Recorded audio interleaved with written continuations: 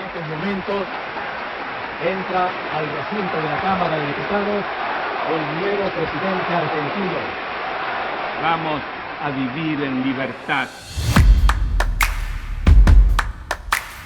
Esa libertad va a servir para construir, para crear, para producir, para trabajar, para reclamar justicia, toda la justicia, la de las leyes comunes y la de las leyes sociales, para sostener ideas, para vivir mejor, porque con la democracia no solo se vota, sino que también se come, se educa y se cuida.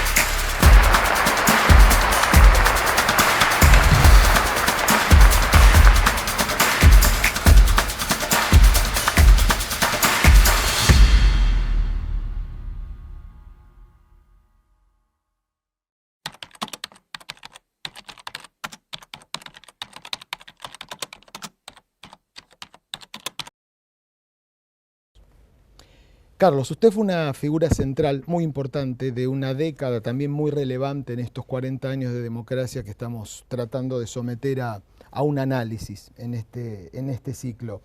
Y es una experiencia que fue muy discutida durante los primeros 2000 y que hoy pareciera volver una suerte de reivindicación de aquellos años, sobre todo por lo que fueron logros en materia de estabilización económica, con algún paralelo con ideas hoy en boga como la dolarización. Sin venir a la coyuntura, sino haciendo el balance de aquellos años de Carlos Menem. Si tuviera que decir cuál fue el principal mérito de aquella experiencia y cuál fue la principal deuda que quedó de aquella experiencia, ¿cuáles mencionaría? Bueno, los logros fueron varios, sobre todo el respeto irrestricto a la libertad de expresión en todas sus manifestaciones personales y empresariales, los diarios, las radios, la televisión.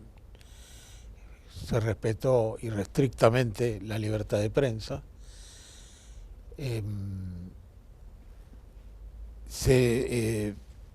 Hubo un incremento del nivel de vida de la población. Se orientó la actividad política hacia la convivencia y yo creo que fundamentalmente hay que reivindicar que fueron años de pacífica convivencia política, de crecimiento económico y, por supuesto, con sus claros oscuros, ¿no? ¿Y alguna cosa que le parece que haya quedado en el debe?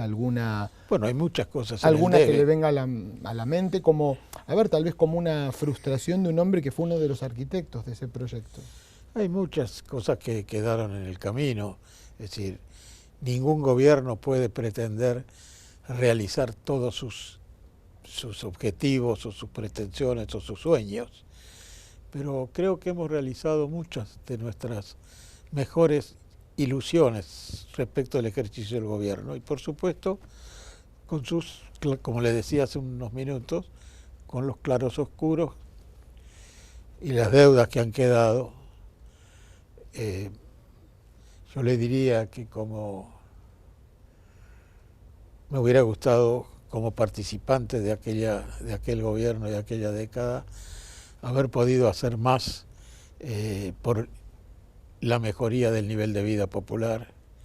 Ya vamos a avanzar en la charla. Y por las deudas que quedaron de seguridad, como los dos atentados de Embajada de Israel y AMIA. Ya vamos a ir a esas cosas y seguramente algunos de estos claroscuros van a seguir apareciendo, las dos cosas en la conversación. Usted en su primera respuesta hablaba de la libertad de expresión de los años 90, que creo que hay un consenso generalizado de que esto fue así. En los últimos años largos, yo diría, hemos caído en una suerte de grieta muy severa, ¿no? Que me lleva a preguntarle, yo no tengo muy clara la respuesta, me interesa la suya, si esa libertad de expresión tan amplia sigue siendo hoy tan grande como en aquel momento o si está condicionada por la grieta. Yo creo que desde el punto de vista de la actividad oficial sigue siendo tan grande como hubo en aquella época.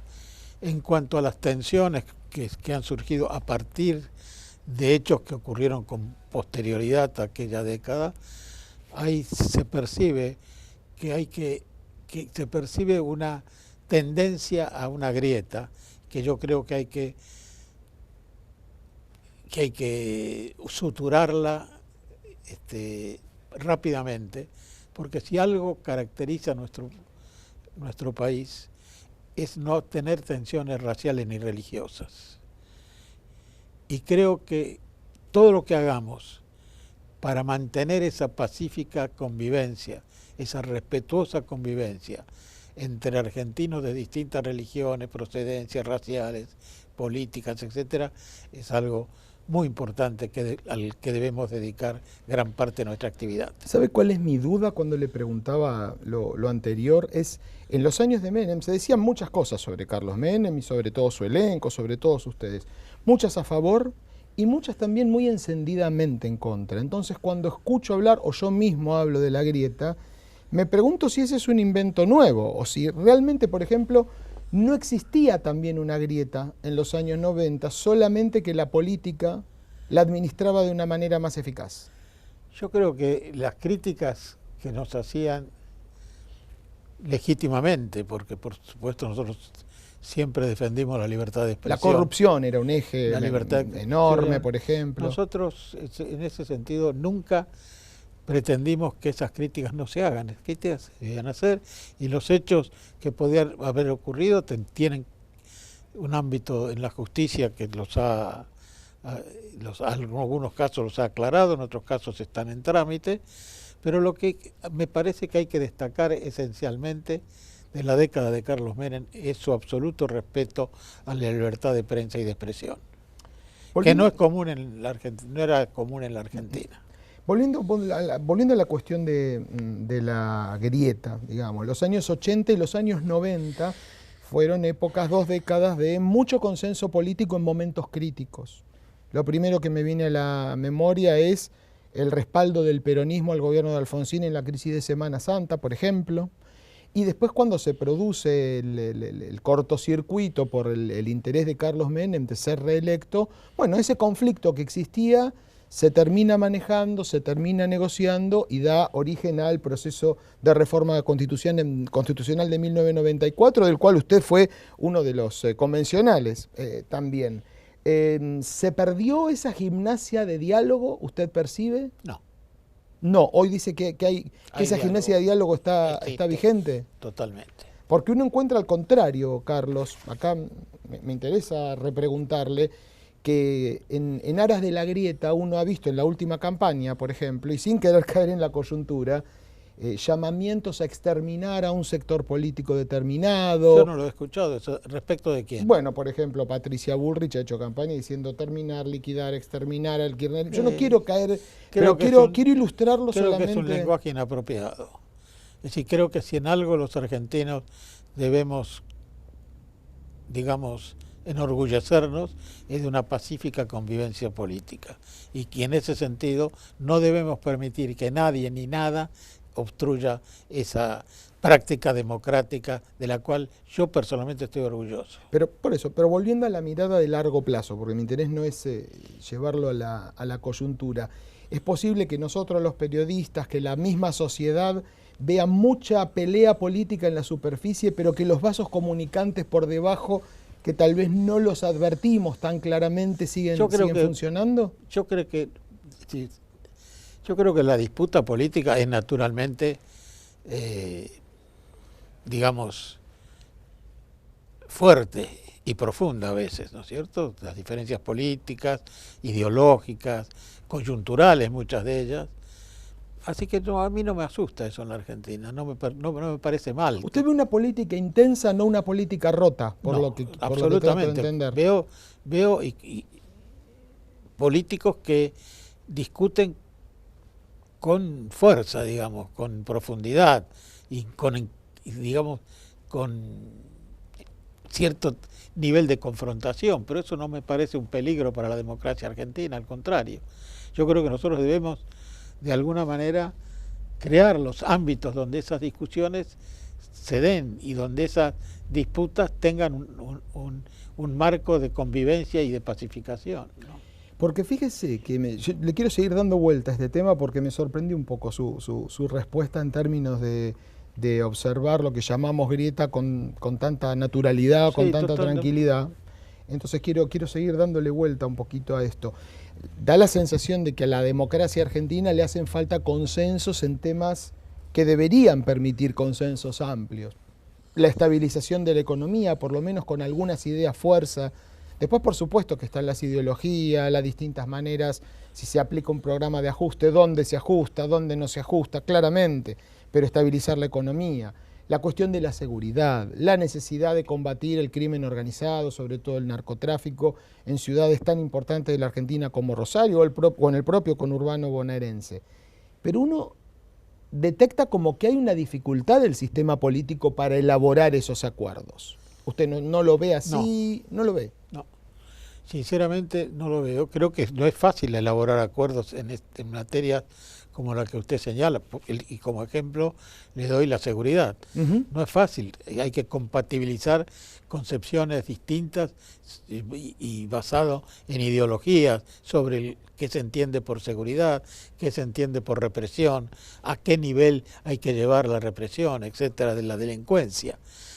Pero de cualquier manera yo observo, mire, y cada vez más, sobre todo prestando atención a cómo funcionan las situaciones en otros países del mundo y de América Latina incluso, de que la Argentina es un ámbito privilegiado en cuanto a la convivencia, a la falta de tensiones raciales y religiosas. Es decir, creo que eso, a la vista de lo que está sucediendo en el resto del mundo, para mí es un orgullo pensar que nosotros somos una especie de oasis en ese sentido.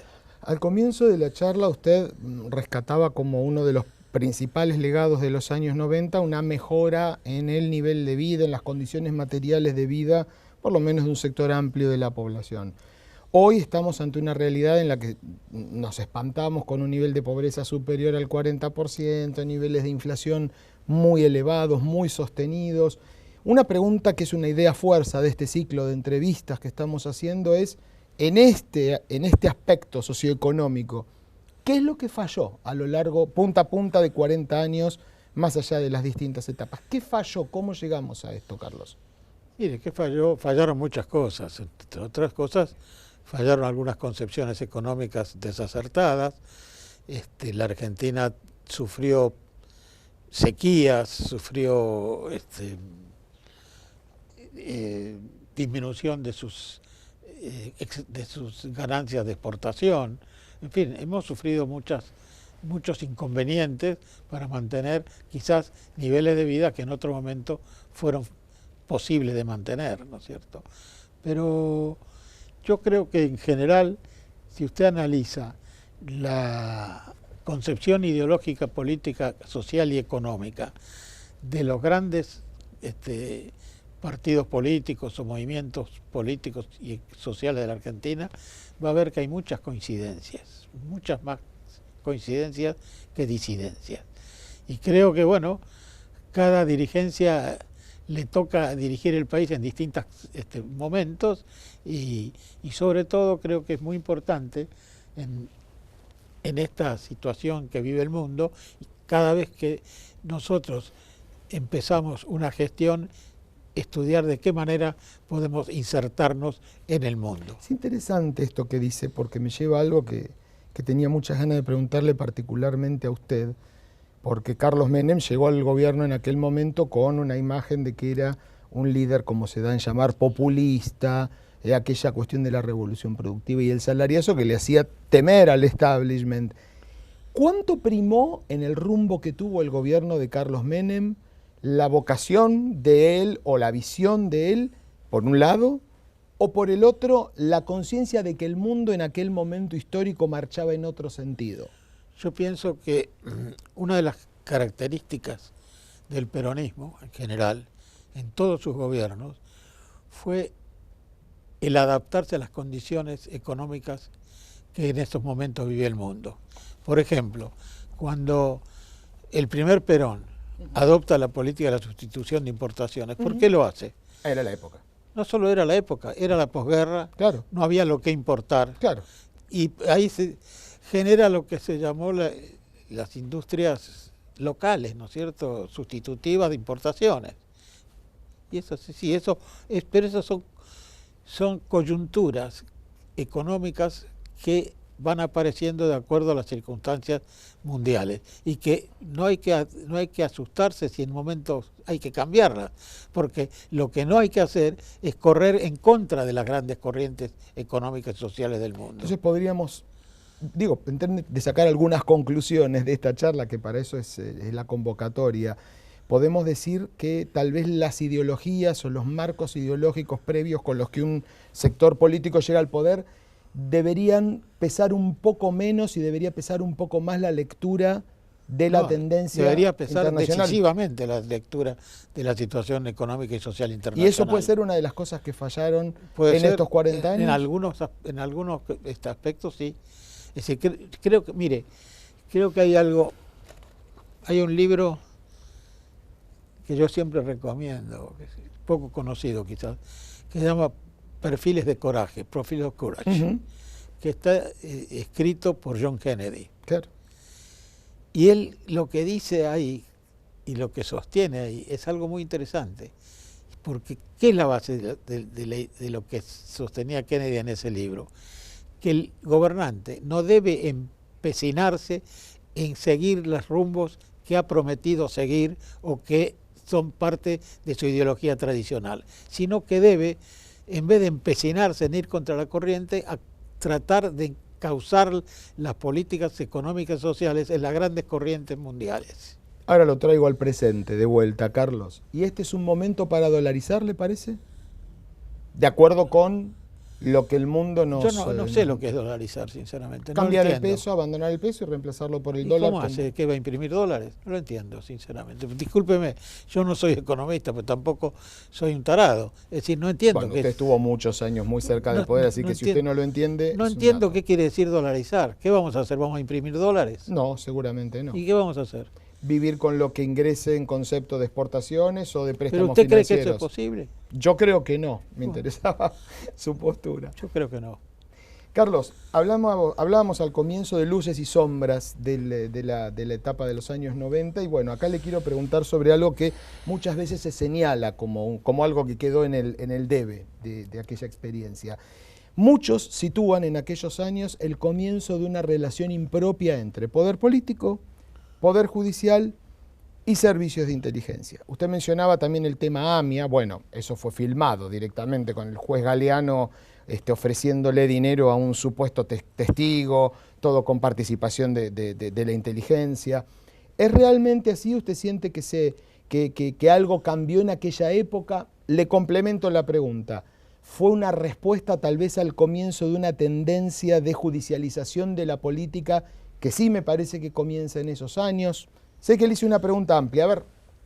Mire, yo creo que la Argentina en casi todos los aspectos sigue muchísimo las circunstancias de la política mundial, ¿cierto? Y las circunstancias de la política mundial en los momentos en que nosotros nos estamos manejando, era la participación de los grandes juicios, de los grandes juicios en el ámbito judicial, enquistados en las situaciones políticas de algunos países. Y eso, fíjese usted, esto fue corregido por la propia Argentina en su internalidad. ¿En qué momento? Hoy. En el gobierno de Alberto Fernández. Bueno, o en el gobierno de Alberto Fernández o antes, pero hoy no es así. Y en su época, le pregunto, porque usted mismo personalmente había sido señalado por algún otro exfuncionario como un hombre que incidía sobre el Poder Judicial. ¿Hasta qué punto, dada la experiencia de lo que pasó y el balance que usted puede hacer, Carlos, hasta qué punto el diálogo entre Poder Judicial y Poder Ejecutivo es lícito y en qué punto pasa una barrera con la que hay que tener cuidado? ¿Es fácil cruzar esa barrera? Mire, en primer lugar, el diálogo entre los tres poderes es natural y lógico. Ahora, deducir de eso que el Poder Ejecutivo tiene decisión definitiva o primordial sobre las decisiones judiciales es falso. Y se demuestra en muchísimos aspectos de juicios importantes que han sido resueltos en contra de la voluntad del Poder Ejecutivo. Eso es cierto, pero da la sensación, sobre todo a nivel de justicia federal y Corte Suprema, que son como contracíclicos, ¿no? Mire, acá estuvo un juez de visita, un juez de la Corte de Estados Unidos, cuyo apellido no me acuerdo, que creo que falleció hace poco, un integrante de la Corte de Estados Unidos. Entonces, los periodistas en conferencia, y estaba muy en boga el tema ese de la influencia del Poder Ejecutivo sobre el Poder Judicial. Y en rueda de prensa le preguntaron a este miembro de la Corte Suprema de Estados Unidos, cuyo apellido no me acuerdo en este momento, preguntaron cómo se designa a los jueces de la Corte en Estados Unidos, para forzar una respuesta que sea contrapuesta al sistema que tenemos nosotros, ¿no es cierto? Es igual. ¿Y qué dice? No, pero dijo algo mucho más interesante. Dijo, bueno, dice, el presidente selecciona a alguno de sus amigos y lo designa, lo propone al Senado. Entonces, claro, el periodista dice, ¿cómo selecciona a uno de sus amigos? Entonces le dice, la justicia no es independiente, está en la conferencia de prensa eso, ¿no? Y ¿sabe qué le contestó el magistrado de la Corte Suprema de Estados Unidos? Mire, dice, es independiente y en el peor de los casos, en 4 años, es más independiente todavía. A eso iba. Después de la designación, digamos. Da una sensación, por lo menos en la Argentina, de que hay como un ejercicio contracíclico de la justicia, ¿no? El propio Menem termina preso años después, y después, bueno, le ha tocado a Cristina Kirchner una vez que abandonó el poder, y le ha tocado a Mauricio Macri una vez que abandonó el poder. Es como que la justicia me parece que actúa con un criterio político en ese sentido, ¿no? Es que la justicia actúa con criterio político y es legítimo que actúe la justicia. ¿Le parece legítimo? Pero, es decir, ¿qué quiere decir criterio político? Bueno, no ir contra alguien que está en el poder en determinado momento sí, porque es mucho, porque no es conveniente. O evalúa las conveniencias para la sociedad de ir contra determinados personajes en el momento que tienen el poder o en el momento que no lo tienen o de qué manera. ¿Hay lawfare, como dice Cristina Fernández de Kirchner en Argentina? ¿Hay esto que ella denomina como persecuciones políticas basadas en argumentos jurídicos? Yo no lo veo. No lo ve. No lo veo. Carlos, yendo a la reforma del 94, que me interesa explorar ese asunto con usted, que fue un protagonista importante de todo ese proceso. Hay 2 institutos de la reforma de 1994 que me parece que tenían un muy buen diseño y que tuvieron una mediocre, por lo menos, aplicación, que son la jefatura de gabinete, que fue una cosa que terminó siendo mixta, no termina teniendo una función demasiado destacada. Es más, con algunos presidentes han tenido un rol más alto, con otros han tenido un perfil más bajo. Y la otra es el Consejo de la Magistratura, que ha tenido largos procesos de paralización. ¿Cuál es su mirada sobre esos dos institutos y si requerirían algún retoque, algún tipo de reforma? Mire, yo no sé si, yo no veo que hacer una reforma específica sobre esos institutos vaya a influir sobre la realidad en la que esas instituciones se manejan. Es decir, usted me señaló 2. ¿Jefatura de gabinete? Bueno, la jefatura de gabinete fue pensada de alguna manera cuando le introdujimos en la reforma de la Constitución como un contrapeso presidencial. Claro. Que no funcionó. No funcionó. Y porque, claro, era difícil que funcionara cuando la estabilidad del funcionario ese y la designación dependen del presidente. Entonces es muy difícil que... ¿Eso no lo previeron en el momento? Es cierto que fue parte de un diálogo con la Unión Cívica Radical, que Alfonsín quería avanzar en un sentido más... Ni los radicales lo plantearon, ni la oposición en la constituyente lo planteó de esa manera. No se previó. No. Y el otro es el tema Consejo de la Magistratura. El Consejo de la Magistratura, el Consejo de la Magistratura tiene todas las atribuciones constitucionales e institucionales para funcionar. Si no funciona es una cuestión de sus miembros, no de las instituciones ni la reforma constitucional. Además no sé tampoco si el Consejo de la Judicatura puede funcionar de otra manera con cierta prudencia, no lo sé, habría que experimentarlo, ¿no? Usted mencionaba recién que el instituto de la jefatura de gabinete, bueno, no funcionó, creo que eso hay una... No es que no funcionó. O que no cumplió las expectativas, digamos. No funcionó como contrapeso presidencial. Le quiero preguntar al respecto lo siguiente.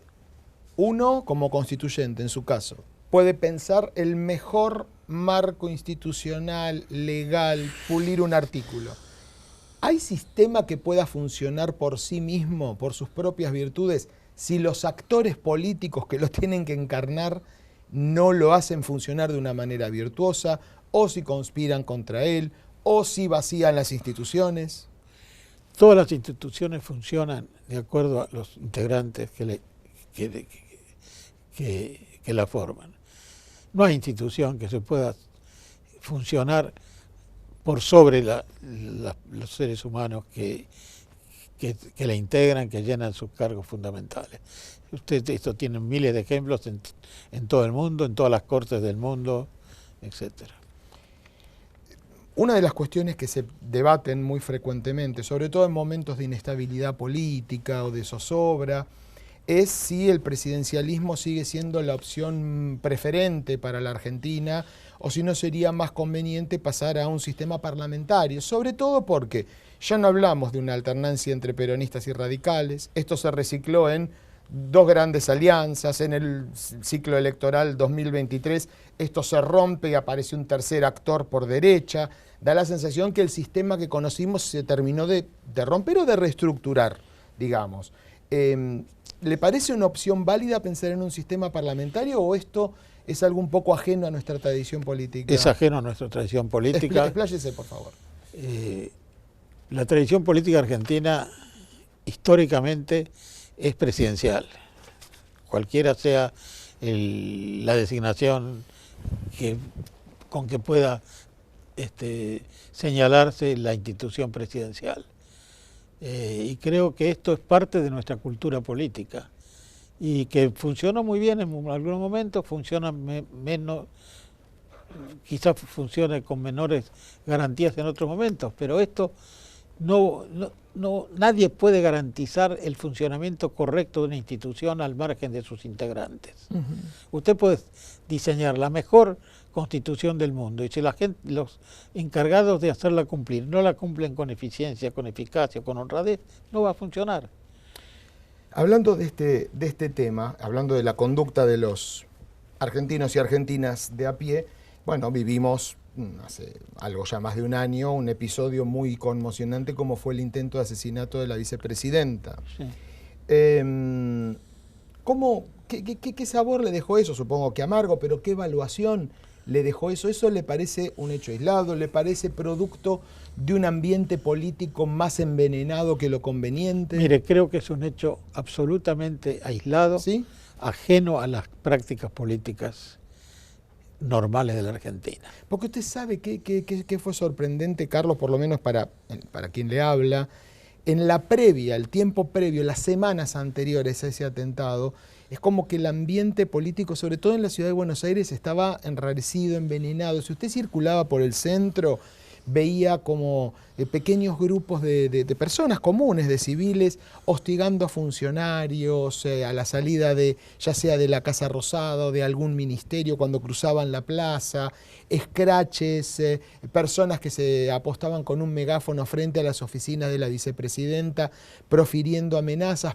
para mi gusto, con una actitud un poco o muy condescendiente de parte de la Fuerza de Seguridad de la ciudad.